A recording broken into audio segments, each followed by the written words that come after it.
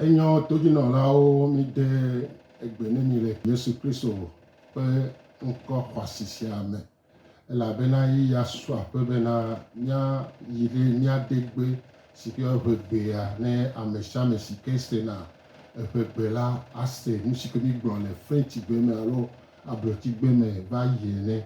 Egbe la míayi ɖo míade gbe me ŋuti ta mi le ƒoƒo ɖo gbɔgbɔ kɔkɔe.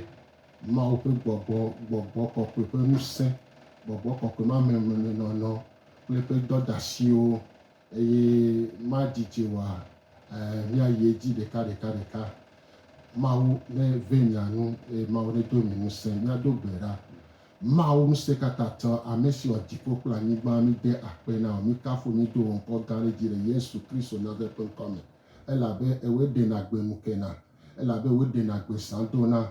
Agakpe ŋusẽkatãtɔ nenye tita mi kpe o ava nɔ míaƒe titina ava yi edzi kpakple mi ena wu nu misɔ todzinɔlawo ƒe dzi keke de asi me na kpe woame to se nuwo kple woaƒe ŋkukpɔnuwo le de asi me na gaƒoƒo sia bena nage ɖe woame titina woaƒe nyasemɔwo kple enukpɔnuwo katã papa wo gbɔgbɔ kɔkɔe ƒe ŋusẽ la nage ɖe me kpakpli wo eye mi to Yesu ƒe ʋua me la mi kpe Yesu ƒe ʋu ne gbɔgbɔ makɔmakɔwo si ko dzina be anyi mɔxenu ne eviwo ma se wo nya gɔmɔ la wa papa mi sɔ de asi nɔ gaƒoƒo sia bena na de zɔ le woƒe agbe me na kɔ wo ŋkɔ ŋuti le woƒe agbe me eye le nuwuwɔ la míasɔ bubu kple dodoɖedzi nɔ le Yesu Kristo Nazareth ƒe ŋkɔ me amen.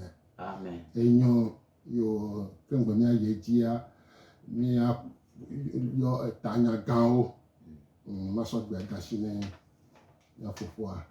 Etanya gã tutu gbãtɔa le nyi bena ame kae nye gbɔgbɔ kɔkɔe la evegɔa ele gblɔ bena wogblɔ gbɔgbɔ kɔkɔe la ƒe kɔkɔ ɖi. Etɔ̃lia le nye bena gbɔgbɔ kɔkɔea la ƒe nyɔnyrɔxɔxɔ eye enelia ele gblɔ bena gbɔgbɔ kɔkɔe la kple xɔsetɔ la. Atɔ̃lia, nu ka ta ye míeƒoa gbegbɔgblɔ bubuwo? Amadelia, gbɔgbɔ kɔkɔe la ƒe nunanawo eye amandrelia si ke nye kpɔtɔkpɔtɔlia. Aleke woawɔ axɔ gbɔgbɔ kɔkɔe la? Amen. Etanyagãwoe wa. Tanya gãtɔ enye gbɔgbɔ kɔkɔe. Esi ke no kplɔe ɖoa ye mía fofoa hlẽ zã ne ya. Gaƒoƒoa de bena míayi edzi. Mía fofo medzima biɔ se bena ɖe ame ke nye gbɔgbɔ kɔkɔe la ma hã. Enyo akpe. Gbɔgbɔ kɔkɔe la anɔ eme be gbɔgbɔ kɔkɔe la nye Mawu ɖeka le ame etɔ̃ si womenya tututu o. Numanyamanya wɔ nublanui aɖe le eŋu. Le sɔleme hã la gɔ hã susu vevi geɖewo li siwo ta ye mele be esia nanɔ nenema o. Gbɔgbɔ kɔkɔe la nye Mawu abe Mawu ɖeka etɔ̃ le ame etɔ̃lia ene. Ele tasɔsɔ ƒe yameʋu ɖeka dzi kple Mawu Fofo la kple Mawu Vi la. Eya ta esɔ be woatsɔ bubu kple bubu make nɛ. Mele be míawɔ nu ɖe gbɔgbɔ kɔkɔe la ŋu abe ame si bɔbɔ ɖe anyi ene gbeɖe o. Ele be míanyae abe ale si míenya Mawu ƒe Mawu ɖeka tɔ le ame etɔ̃ eve mamlɛawo ene. Gbɔgbɔ kɔkɔe la menye amedzro aɖe ko o. Enye Mawu ame. Eyae nye Mawu. Bibla yɔe be Mawu. nya kpo nya chi ya be gɔme de le dɔwɔ ƒe agbalẽ eta matɔ̃ kpokpoe ametɔ̃ tsɔ yi ɖe amene. Egblɔ bena ke Petro gblɔ bena Anania, nu ka ŋuti Satana yɔ wò dzime fũu be nèka aʋatso na gbɔgbɔ kɔkɔe la eye nètsɔ anyigba ga ƒe ɖeɣi la mahã.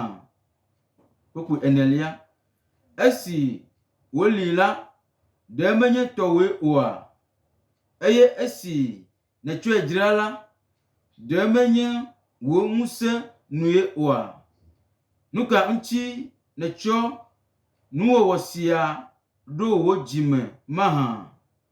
Menye amewo nèka aʋatso na o, ke na Mawu boŋ. Amen. Amen. Edzi. Míayi edzi. Mawu ƒe nɔnɔmewo ɖeɖe koe le esi. Ɖoƒe gbãtɔa, dzɔdzɔme mavɔ le esi.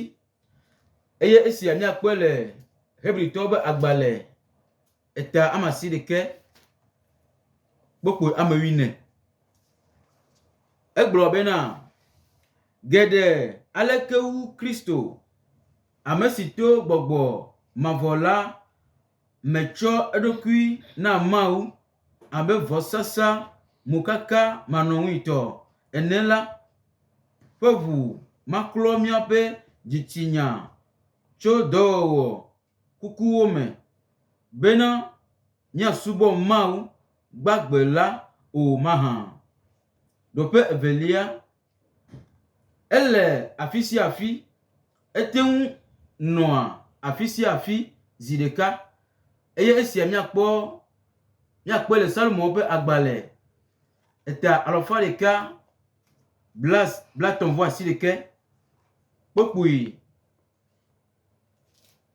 amandre tsɔ yi amewo.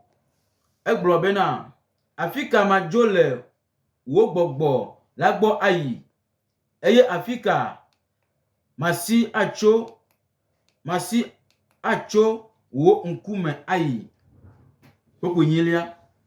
Ne melia yi dziƒo la, ele afi ma, eye ne metsɔ tsiẽƒe wɔ mlɔnyeƒe la, ele gama. Kpokpoe 19.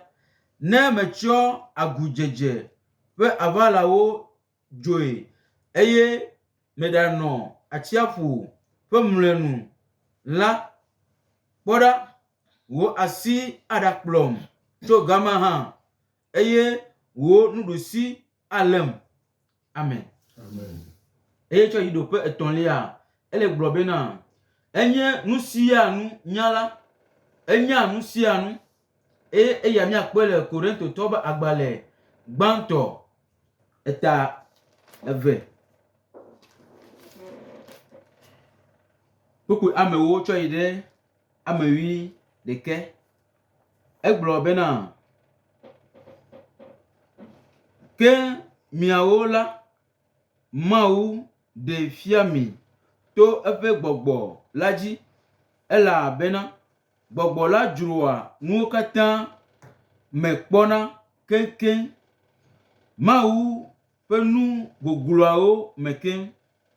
Elabena amewo dometɔ kae nya nu si le ame me, ne menye ame ƒe gbɔgbɔ si le eme la koe oa. Nenema ke ame aɖeke menya nu si le Mawu me la o, negbe Mawu ƒe gbɔgbɔ la ɖeɖe koe. Amen. Amen. Ɖoƒe 4 ele gblɔ na mi bena enye ŋusẽ katã tɔ. Ŋusẽ le esi be wòawɔ nuwo katã ade goe. Eya míakpɔe le Luka ƒe agbalẽ eta gbã kpokpoe 35. Luka ƒe agbalẽ eta gbãtɔ kpokpoe 35. Egblɔ bena eye dɔla la ɖo eŋu gblɔ nɛ bena gbɔgbɔ kɔkɔe ava dziwò, eye dziƒoʋĩtɔ ƒe ŋusẽ ado ado vɔvɔli ɖe dziwò, eya ŋuti nu si dzi ge nàlã la woayɔe be kɔkɔe, Mawuvi, ŋutsuvi. Amen. Amen. Ouais. Tsɔ ye dzia, ele gblɔ bena eƒe ɖoƒe sɔ kple fofo la kple vi la tɔ. Ku ɖe gamea ŋutia, mia note eya le teƒe yi ke wo mie le. Eye teƒe ya miakpɔ le Mateo ƒe agbalẽ etabla 28 kpekpe ame 11. Tsɔ ye dzia, Biblia ƒo nu geɖe tso gbɔgbɔ kɔkɔe la ŋu. Negbe Yohanes ƒe agbalẽ 2 kple 3 ko la, nubabla yeyea ƒe agbalẽwo katã ƒo nu tso gbɔgbɔ kɔkɔe la ƒe amenyenye kple dɔwɔwɔ ŋu. Ewɔa edɔ vevie le Mawu ƒe ɖeɖekpɔkpɔ ƒe ɖoɖoa me. Eya miakpɔ le Yohanes ƒe agbalẽ ta ame 16 kpokpoe ame 8. Yohanes ƒe agbalẽ ta ame 3 kpokpoe ame 5 tsɔ yi ɖe ame 10. Na ame yi ke womete ŋu se oa, miakpɔ le Yohanes ƒe agbalẽ ta ame 16 kpokpoe ame 8. Yohanes ƒe agbalẽ ta ame 3 kpokpoe ame 5 tsɔ yi ame 10. Amen. Amen. Enyo yaba yedi obe gbɔgbɔ kɔkɔe la nyi ame. Yedi. Gbɔgbɔ kɔkɔe la nye ame. Edze abe Kristo geɖe susuna be ŋusẽ alo ŋusẽ kpɔ ɖe ame dzi si me amenyenye mele o koe gbɔgbɔ kɔkɔe la nye ene. Wowɔa nu ɖe eŋu abe elektriki ŋusẽ alo ŋusẽ bubu aɖe si woate ŋu atsɔ aʋu alo atɔ le woƒe dzidzinu ene. Nukpɔ susu sia mede pɛpɛpɛ kuɖa o. Gbɔgbɔ kɔkɔe la nye ame. Enye ame si si ŋusẽ kple ŋusẽ gã aɖe le, gake ede ŋkɔsã wu ŋusẽ si le esi. Edze vevie be miade bubu kple bubu si miedzrana ɖo na Mawu ŋusẽkatãtɔ la. Le esi Biblia zã ame ŋutɔ ƒe ŋkɔ teƒe nɔnya tsɔ yɔ eƒe ŋkɔ. Nya sia miakpɔ le Yohanes ƒe agbalẽ eta ame 14 kpokpoe ame 16. Miatrɔ akpɔe le Yohanes ƒe agbalẽ eta ame 14 mameke kpokpoe ame 17. Miagbatrɔ akpɔe le Yohanes ƒe agbalẽ eta ame 15 kpokpoe 26. Ye miatrɔ akpɔ mamlɛa le Yohanes ƒe agbalẽ eta ame 16 kpokpoe ame 13 tsɔ yi ame 14. Tsɔ ye dzia ele gblɔ bena amenyenye ƒe nɔnɔme veviwo le esi. Ɖoƒe gbãtɔ, nunya, ŋutete si le ame si be wòabu tame ahade tame. Ɖoƒe velia, sese le lãme. Ŋutete si le ame si be wòase sese le lãme. Ɖoƒe etɔ̃lia, lɔlɔ̃nufa. Ŋutete si le ame si be wòatsia enu ahatso enyame. Ne miegatsɔ yi dzia, ele gblɔ bena eƒe amenyenye ɖeɖefia. Ŋusẽ kpɔ ɖe ame dzi alo ŋusẽ bɔbɔe aɖe mate ŋu ase seselelãme siwo gblɔ be gbɔgbɔ kɔkɔe la gbɔe wòtso o. Le kpɔɖeŋu me, Paulo xlɔ̃nu mí be míagawɔ nuhaha na gbɔgbɔ kɔkɔe la o. Míakpɔ nyatsi ya le Efesotɔwo ƒe agbalẽ 4:13 me. Anania kple Safira da alakpa na gbɔgbɔ kɔkɔe la, eyi ke míekpɔ le dɔwɔƒe agbalẽ 5:3 tsɔ yi 4 me. Míate ŋu awɔ nublanui na ŋusẽ wo godoo. Mate ŋu alé blanui alo ado dziku na eletriki ŋusẽ o. Mate ŋu ate ŋusẽ kpɔ alo ada alakpa ɖe ŋusẽ ŋu hã o. Ŋusẽ esi wònye ame mabumabu ta la, mate ŋu ase seselelãme Mawu tɔgbi o. Gake ɖeko nàte ŋu ado dziku na ame, alé blanui, ada alakpa ne ahatee kpɔ. De dzesi amenyenye ƒe nyagbɔgblɔ siwo wogblɔ be gbɔgbɔ kɔkɔe la gbɔe wòtso. Míakpɔ ɖoƒe gbãtɔa le seselelãme ate ŋu anɔ esi, yi ke le Efeso ƒe agbalẽ 4:13 me. Ɖoƒe velia ate ŋu ade dzi ƒo, yi ke míakpɔ le dɔwɔwɔƒe agbalẽ 1:31. Ɖoƒe etɔ̃lia ate ŋu abu tame, yi míakpɔ le Romatɔwo ƒe agbalẽ 8:9. Ɖoƒe enelia ate ŋu aƒo nu, dɔwɔwɔ ƒe agbalẽ 3:2. Míakpɔ ɖoƒe atɔ̃lia ate ŋu ado gbe ɖa, yi ke míakpɔ le Romatɔwo ƒe agbalẽ 8:26.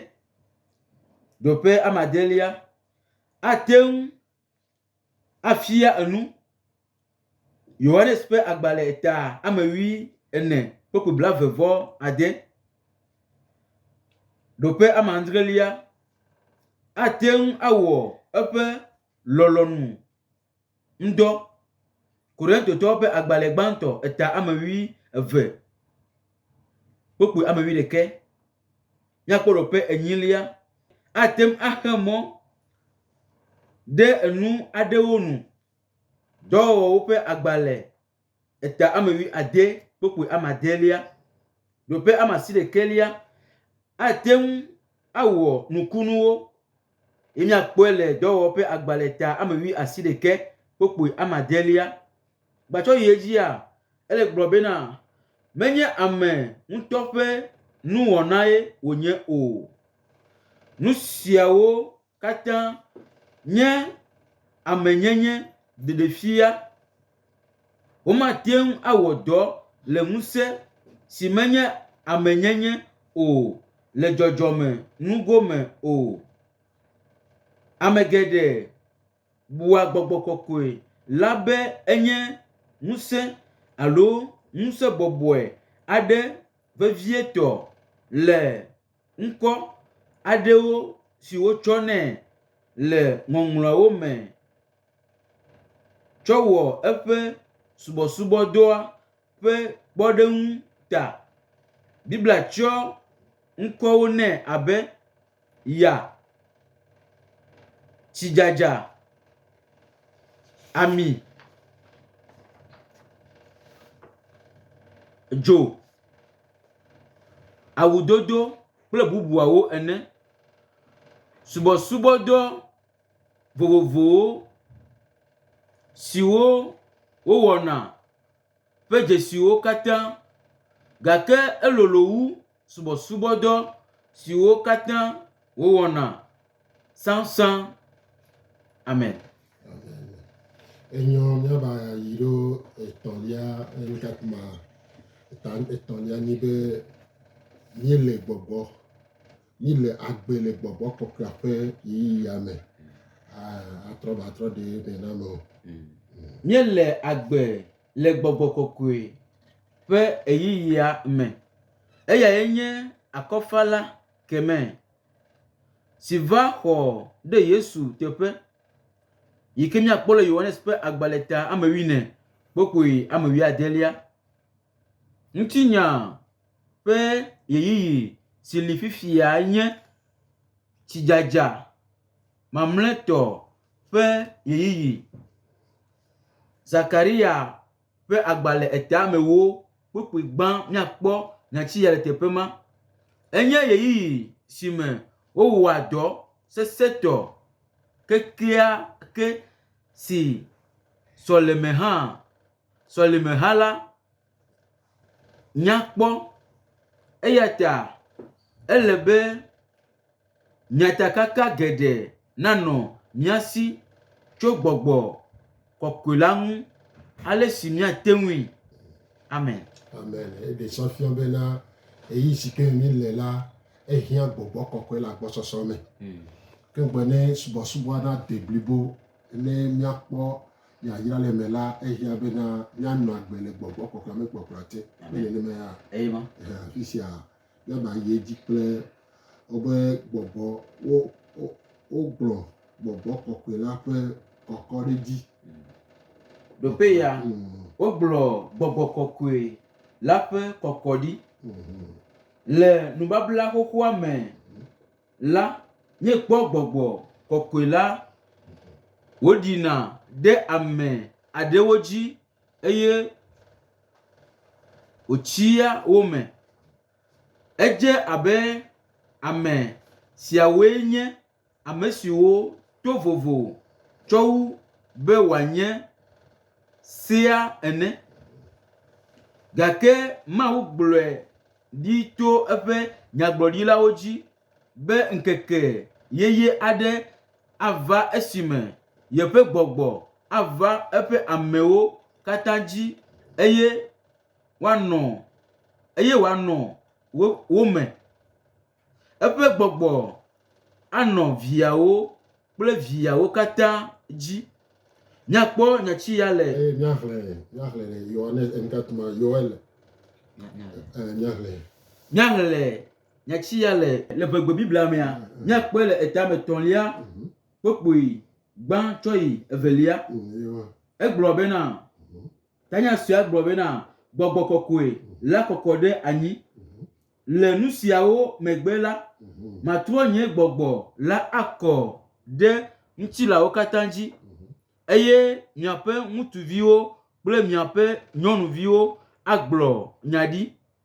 Miaƒe amegã ɖeɖiwo aku drɔ̃ewo eye miaƒe ɖekakpuiwo akpɔ ŋtegawo. Kpokpoe 2.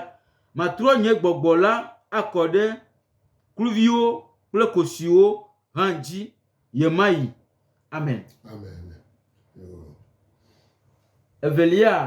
Ame yiwo atã aŋlɔa woneŋlɔe ye enyatsi ya míakpɔ 2 le Ezekiel ƒe agbalẽ etabla 5:6 kpokpoe 22:7 ye tsɔ yedzi míava kpɔe le Yesaya ƒe agbalẽ etabla 4 kpokpoe 3.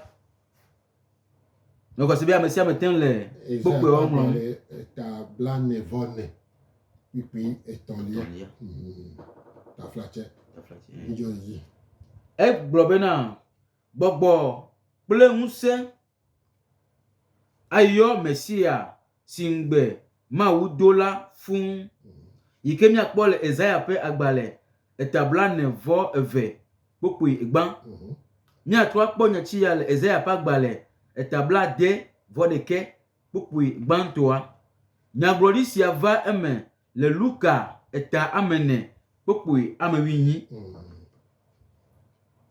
Míayi edzi. Egbalẽ gblɔ bena nya vovo siwo wogblɔ le ŋɔŋlɔawo me na gbɔgbɔ la ƒe blibo. Woƒo nu tso gbɔgbɔ kɔkɔe la ƒe blibo nyenye teƒe kpɔkpɔ ŋu le mɔ vovowo nu le ŋɔŋlɔwo katã me. Míadzro nyagbɔgblɔ siawo dometɔ geɖe me kpui. Ale si woxɔ gbɔgbɔ kɔkɔe lae. Nunana, vɔsa kple lɔlɔ ɖe edzi. Nuxɔxɔ ƒe nuwɔna nu bubu aɖeke manɔ me. Nunana mede blibo o. Va se ɖe esime ame aɖe xɔ nu si wòna.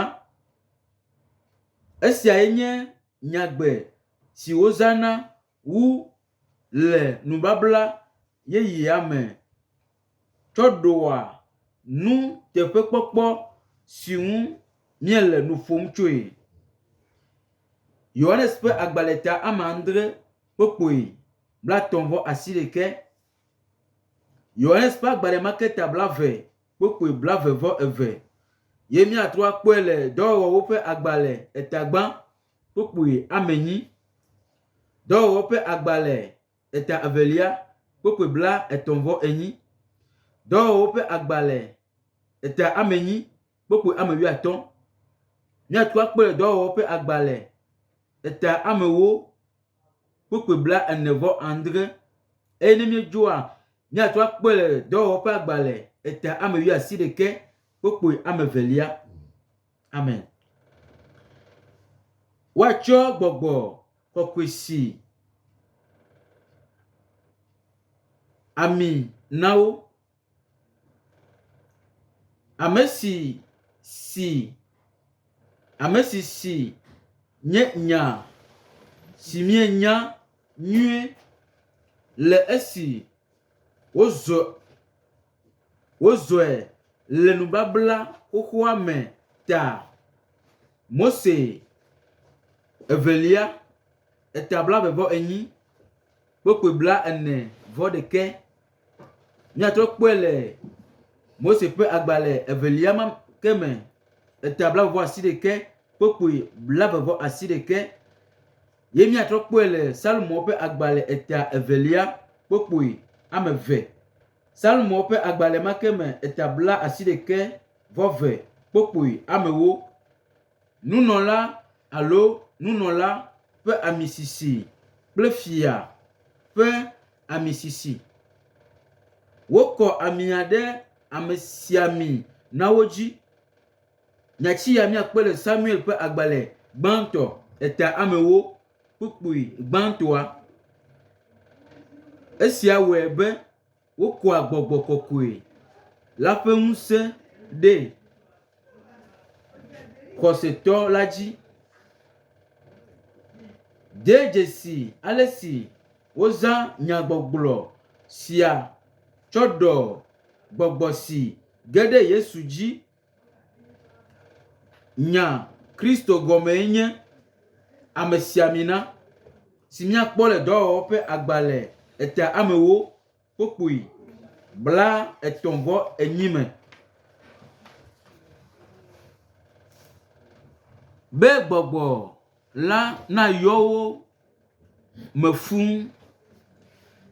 Nyagbɔgblɔ sia ɖɔ ŋusẽ si gbɔgbɔ la kpɔna ɖe xɔsetɔwo dzi. Gbɔgbɔ la yɔ wo me fũu. Wozae le Biblia me na Pentecoste ŋkekea yi ke míakpɔ le dɔwɔwɔ ƒe agbalẽ eta 2 kpokpoe 4. Gbɔgbɔ la yɔyɔ fũu ƒe ɖoɖoa dzea egɔme kple yayra gbãtɔ. Emegbe nuteƒe kpɔkpɔ bubuwo hã li siwo me gbɔgbɔ la yɔ fũu. eya ta Paulo ƒonu tso eŋu le Efesotɔwo eta amatɔ̃ kpukpui ame 18 le aha evelia me. Gbɔgbɔ la na yɔ mi fũu boŋ be mialé gbɔgbɔ la ƒe blibonyenye me ɖe asi la, ele be miaɖom ɖo tso dzɔtsoƒe gbe sia egbe, woaxɔ nyɔnyrɔ kple gbɔgbɔ kɔkɔe la. Enye nyagbɔgblɔ si ŋu woʋlia enya le vevie, si gake ŋɔŋlɔlawo ƒe gɔme ɖo anyi sesẽ aɖe le esi. Wokpɔe zi 4 le nyanyui gbalẽwo me eye zi 2 le dɔwɔwɔwo ƒe agbalẽa me. Mateo ƒe agbalẽ 3:3 kpukpui 11, Marko ƒe agbalẽ 3:8, Luka ƒe agbalẽ 3:3 kpukpui 11. Miado tafla tsena me ko nyakɔ se bena kpukpuiawo la le game atami mata le kpata bena wa aŋlɔ ɖe nukɔ abe nu wale nu ŋɔtsiwo eye wa ŋlɔ nukɔ mo mawo me. Ele Yohanes ƒe agbalẽ 3:8 kpukpui 33 me tsa. Miatrɔ kpɔe le dɔwɔwɔ ƒe agbalẽ 3:8 kpukpui 5, dɔwɔwɔ ƒe agbalẽ 3:8 kpukpui 9. Nyatsi ya mi gblɔ va ya le ƒoƒo ku ɖe nukɔ woaxɔ nyɔnyrɔ kple gbɔgbɔ kɔkɔe la be woanyrɔ ame fia be woanyrɔ wo ɖokui bliboe alo woaƒo wo ɖokui ɖe eme. Gɔmesese si de to wu gɔ hã le nya sia ŋu be woanyrɔ ame ɖe nuvevi aɖe si ŋu ŋusẽ le be wòatrɔ nu si wotsyɔ la me. Kpɔɖeŋu nyuie aɖe nye tsilele si me wodea amea, si me wotsɔa awu nyrɔna ɖo. Tɔtrɔ gã aɖe le awudodowo me tom. Eya ta be woaxɔ nyɔnyrɔ kple gbɔgbɔ kɔkɔe la, enye be woanyrɔ ame ɖe etsi me, aɖi atsyɔ edzi bliboe le gbɔgbɔ kɔkɔe la me. Eye dzi le gbɔgblɔm bena gbɔgbɔ la ƒe ablɔɖe. Gbɔgbɔ la ƒe ablɔɖe enye nya si womezã ŋutɔ le nubabla yeyea me o, gake wofie le afi ma godoo. Eƒo nu tso amegbetɔ ƒe gbɔgbɔ ƒe ablɔɖe si dzɔna ne gbɔgbɔ kɔkɔe la gbugbɔe wɔ la ŋu. Nyatsi ya miakpɔe le Korintotɔwo ƒe agbalẽ 2:3 kpukpui 17 si ke mía katã mienya xoxo. Enye ablɔɖe nana amegbetɔ ƒe amenyenye tso kuɖiɖi me yi tɔsisi siwo me tsi gbagbewo le, tso vidzidzi me yi vidzidzi me. Kakaɖedzitɔe la, nya sia ɖɔ nu si ŋu Yesu nɔ nu ƒom tsoe le Yohanes ƒe agbalẽ 3:7 kpukpui 38. Tsi gbagbewo ƒe dodo tso xɔsetɔ la ƒe akɔnu. Ame si xɔ dzinye se la, tsi gbagbewo atso eƒe akɔnu abe ale si ŋɔŋlɔ la gblɔe ene. Yohanes ƒe agbalẽ 3:7 kpekpe bla tɔnvɔ enyi nyagbɔgblɔ si aɖɔ nu si le dzɔdzɔm le xɔsetɔ akpe geɖe kple akpe geɖe dome egbea pɛpɛpɛ. Esia ɖe eƒe zazã si le dzidzime ɖe dzidzime le sɔleme hã la me la me. Amen. Amen. Mia sefi aleke mia yedzi leke be gbɔgbɔ kɔkɔea yeƒe dɔdasiwo kple eƒe nuwɔnawo ye mi gblɔ so gɔmedzedzea kaka sɔ na nu eye mia fofo ekɔ le xlẽ nua kaka va ɖo fifia ɖe nu ka ye wòle ate to ne todzinɔlawo le yeyea me nu si ke mebi to fifia gblɔ nya ɖe nyitsi ame eve ɖe. Mate ŋu agblɔ na todzinɔla ɖe ame yiwo le míakɔ se le gaƒoƒo ya me bena nu yi ko katã míegblɔ tso gɔmedzedzea va de asi na fifi la ele na mi etometsi ele fia mi nuku ɖe tometsi yi ke anɔ Kristo tɔ si be Kristo tɔ nyenye ba gbea ne wòate ŋu ali ke ne wòate ŋu akpɔ dzidzedze le anyigba ya dzi alo wòate nye Kristo tɔ yi ke anyi Kristo tɔ ŋutɔŋutɔ vavã le anyigba ya dzia eye nukɔ enya le gblɔ na mi abe gbɔgbɔ kɔkɔe enea ye ko nye mi ke ate ŋu akpe ɖe mia ŋuti yi ke ado mi ŋusẽ be nukɔ miate ŋu azɔ Kristo be agbea elabena eya manɔme la mi mate ŋu awɔ naneke o abe ale yi ke woxlẽ fia mi le nukɔ le ŋɔŋlɔ kɔkɔea me ene la mi le nu gbogbo tɔ va yi ye ko ate ŋu akpe ɖe mia ŋuti be nukɔ miate ŋu ali ke miate ŋu anɔ nukɔ Mawu subɔsubɔa me gbakple gbɔgbɔ kɔkɔe la ana be nukɔ miade aƒe gbakple gbɔgbɔ kɔkɔe la ye ko ate na be nukɔ emɔ yi ke miele tsɔ le yiyim la miate ŋu azɔ mɔa eye mia awo nu. Amen. Amen. Yo mama nya ɖe wotsɔ le asi wò la tutu ɖo ɖa.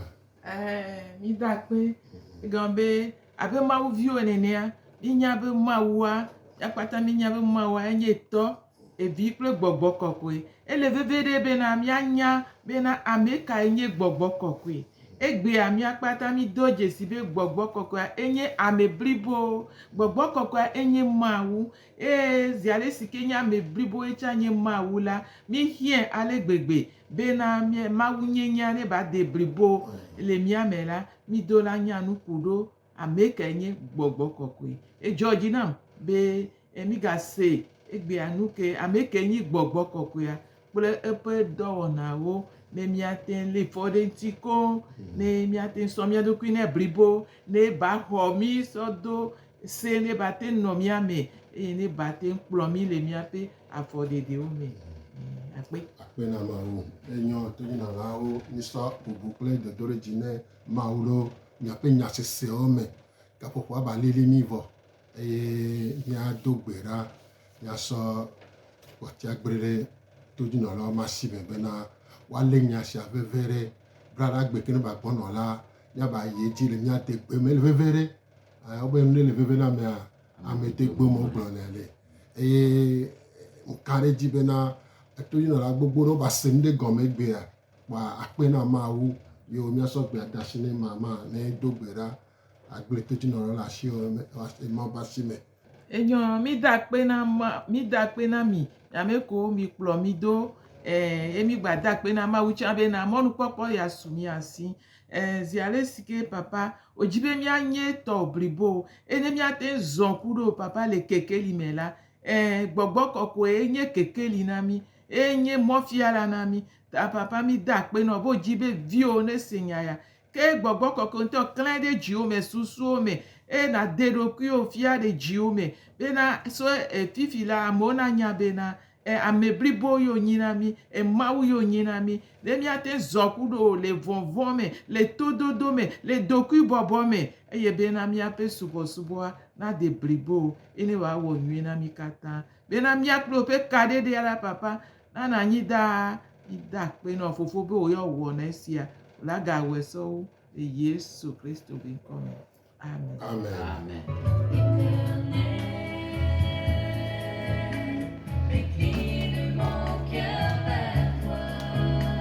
Garde-moi de me détourner